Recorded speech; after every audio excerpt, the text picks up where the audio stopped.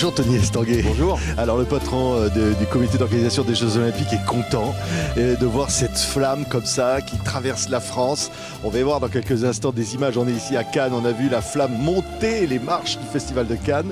Ça veut dire quoi tout ça? C'est historique? Ouais, c'est magique effectivement. Moi, ça fait 10 ans que je travaille dans cette aventure Paris 2024. Voilà, j'avais plein de rêves en tête. Je savais que notre pays était capable d'organiser de grands jeux. J'ai un lien très fort avec les Jeux Olympiques. Ça a changé ma vie. Mais c'est vrai que depuis tellement longtemps, on attend ce retour des Jeux Olympiques et Paralympiques dans notre pays. Et de voir à quel point, depuis le 8 mai, l'arrivée de la flamme sur le sol français à Marseille, cette ferveur, cet accueil des Français, de ce symbole ultime des Jeux, c'est beaucoup de satisfaction, c'est beaucoup d'émotion pour moi. Je suis tellement content que les Français profitent finalement de cet événement qui est très fédérateur et qui passionne. Donc c'est formidable effectivement d'avoir des symboles comme cette montée des marches hier sur le Festival de Cannes. On va voir justement des images de cette montée des marches. Alors évidemment il y avait les athlètes paralympiques qui se sont relayés pour porter cette flamme. On peut citer évidemment Arnaud Assoumani, Alexis Anquincan, Nélia Barbosa et Marie Patouillet, tout ça pour symboliser quelque chose de très fort. Au fond, on se dit, ouais, le sport et la culture, ça va ensemble. Exactement. Le cinéma, le tapis, c'est bon pour les sportifs. Ça fait tellement du bien, ça fait tellement du bien. On a tendance de temps en temps à vouloir opposer ces symboles, sport et culture. C'est magique pour nous de voir à travers l'Olympiade culturelle, parce que les Jeux Olympiques et Paralympiques, c'est du sport, de la culture et de l'éducation. Et c'est vrai que ces trois se marient parfaitement bien. Le sport et la culture en France, c'est très important. Ils ont ce pouvoir de rassembler et de voir à quel point le plus grand festival de cinéma du monde accueille le symbole ultime des Jeux, cette flamme olympique sur la montée des marches. C'était magique hier, avec beaucoup d'émotions pour moi. Des athlètes paralympiques mis à l'honneur comme jamais. C'est très important. C'est la première fois que la France va organiser les Jeux paralympiques. Et voilà, ce lien sport et culture, c'est tout ce qu'on veut avec Paris 2024 depuis le début. Oui. Alors là, on était évidemment dans ce festival de Cannes, parler de cinéma. Mais c'est vrai que l'annonce des frères Naudet pour faire le film officiel et même une série sur ces Jeux Olympiques, avec aussi l'avant, le pendant, en fait, pour filmer ça comme ça n'a jamais été fait avant, en fait. Oui, en fait, c'est exceptionnel ce qu'on est en train de vivre. C'est le plus grand événement que la France a jamais organisé. Il faut laisser une trace. Il faut réussir à ce que les Français, même moi qui ai fait une dizaine de Jeux, 4 en tant qu'athlète, je n'imaginais pas tout ce que représentait l'organisation des Jeux. Je peux vous dire que c'est assez bluffant de voir la complexité de cet événement. Et donc, on a ouvert les coulisses à une caméra dirigée par les frères Naudet qui ont accès à tout pour voir justement comment est-ce qu'on prépare un événement de cette ampleur, comment on travaille au quotidien pour offrir aux Français tout ce savoir-faire français en matière d'organisation. Et donc vous pourrez dans quelques semaines découvrir justement toute la préparation de ces Jeux, voir comment on travaille au quotidien avec les autorités françaises, avec les grandes entreprises françaises, mais aussi avec les volontaires, ce savoir-faire français en matière d'organisation qui sera mis à l'honneur pendant les Jeux. Oui, alors ça veut dire que ces fameux frères Naudet, ils vont aller dans les coulisses, ils vont avoir accès à tout, comme ça, ils vont voir comment on va faire que la Seine, on va pouvoir se baigner dedans, par exemple, ce genre de choses. Au quotidien, quand on travaille pour aller tester l'évolution de la qualité de l'eau de la Seine, ou quand on met en place la nouvelle piste d'athlétisme au Stade de France, les 13 millions de repas qui vont être servis au village olympique et sur tous les sites de compétition, comment tout ça se prépare. C'était important finalement qu'on mette à l'honneur, encore une fois, celles et ceux qui, dans l'ombre, vont faire la réussite de Paris 2024. Je pense aux 45 000 volontaires. Vous allez voir, il y a des témoignages très inspirants de gens qui rêvaient de contribuer à la réussite des Jeux dans l'ombre, en catimini, en tant que volontaires, mais qui sont tellement émus d'avoir été choisis. Et nous, on est ravis que ce film puisse les mettre à l'honneur. Oui, il y a eu 52 films avant sur les Jeux Olympiques. Voilà, ça va être celui de Paris. Ça veut dire qu'au fond, ça veut dire que ces Jeux vont ressembler à aucun autre. Qu'est-ce qui va faire que Paris 2024 va être quelque chose de spécial par rapport à tout ce qu'on a vu avant, Tony? Oui, je crois qu'effectivement, depuis le début de cette aventure, on a cherché à être audacieux, à être vraiment innovant pour faire que ces Jeux soient différents. C'est un peu les Jeux des premières fois. Première fois que les Jeux seront paritaires, même nombre d'athlètes hommes et femmes. Première fois qu'on va avoir une telle ambition environnementale en voulant réduire de moitié les émissions carbone par rapport aux éditions passées. Première fois que la cérémonie d'ouverture ne se tiendra pas dans un stade, mais en centre-ville avec des centaines de milliers de personnes.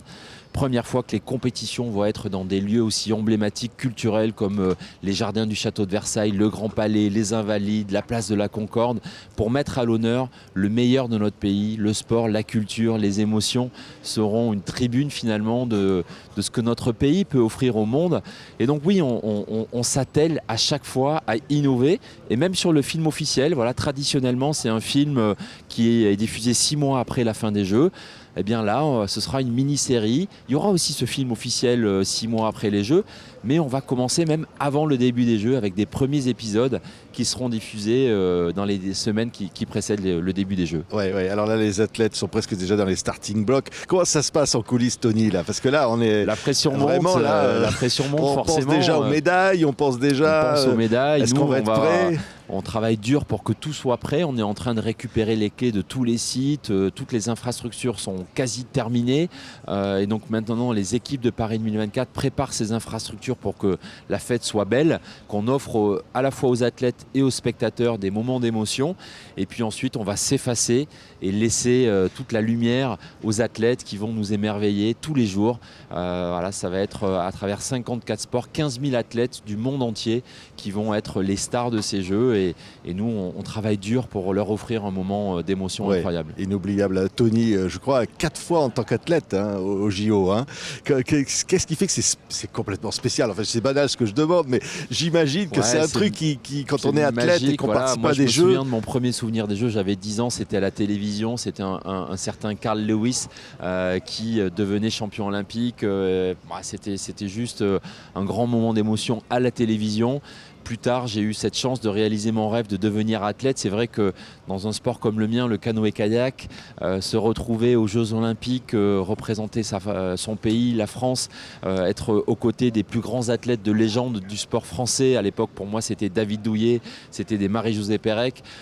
De prendre la suite de cette génération d'athlètes, d'essayer d'écrire un bout d'histoire du sport français, c'est une transmission incroyable. J'ai hérité finalement des générations précédentes ce goût de la victoire, du dépassement, de travailler dur pour aller chercher des médailles. Et j'ai essayé de transmettre à la génération d'après, qui, par exemple, dans mon sport, Denis Gargaud a été champion olympique aux Jeux de Rio dans la même discipline que moi. Et c'était aussi une émotion. Voilà, le sport français se renouvelle de génération en génération. Et maintenant, on a hâte de voir la génération 2024 qui va nous régaler. Il y aura de très belles médailles, j'en suis sûr. Il y aura des grandes surprises. Au fond, est-ce que c'est une famille un peu, les athlètes français là? Ils vont se retrouver. Il y a un lien très fort. C'est vrai que c'est le seul événement qui nous rassemble. Normalement, on est chacun dans son couloir. Sport par sport, on se croise quasiment jamais parce que voilà, nos saisons sont dans nos sports respectifs. Le seul événement qui rassemble tous les sports, tous les pays au même moment, ce sont les Jeux Olympiques et Paralympiques. Et j'ai une attention particulière pour les Jeux Paralympiques. C'est un événement que les Français ne connaissent pas. C'est la première fois que la France va les organiser pour les Jeux d'été. Et je peux vous dire que vous allez être bluffés parce que pour les Jeux Paralympiques, on retrouve le goût de la performance, les records, l'excellence sportive. Et en plus, on est impressionné par leur courage, leur détermination, leur résilience. Ils ont su affronter, surmonter des difficultés, des accidents de vie, des maladies souvent incurables qui les met dans des situations difficiles. Mais ils ont une telle pêche, un tel sourire, une telle... Moi, ça a été mes plus grandes émotions à la fin de ma carrière sportive de découvrir les Jeux Paralympiques, de voir une Sandrine Martinet en para-judo, malvoyante, qui est médaille d'or aux Jeux de Rio.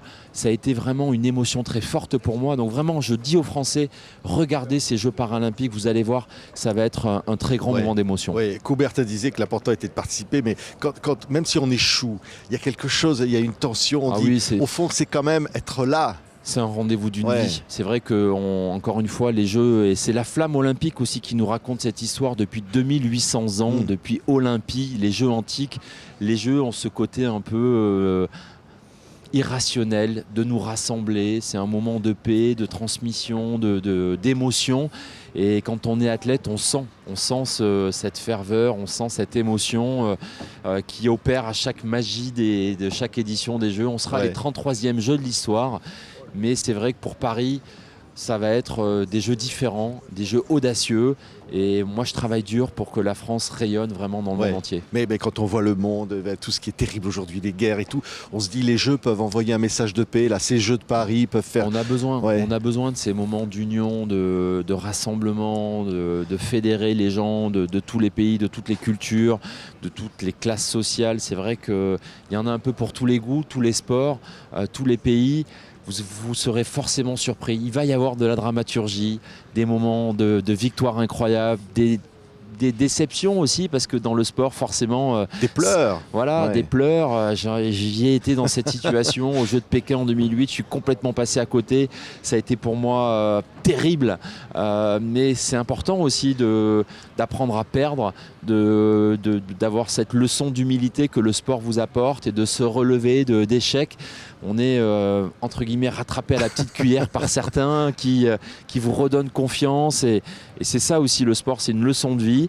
Donc voilà, on a hâte maintenant de vivre cette leçon de vie avec ces jeux. Et le gamin que tu étais devant ton poste de télé, il y a des souvenirs comme ça là, de Jeux Olympiques.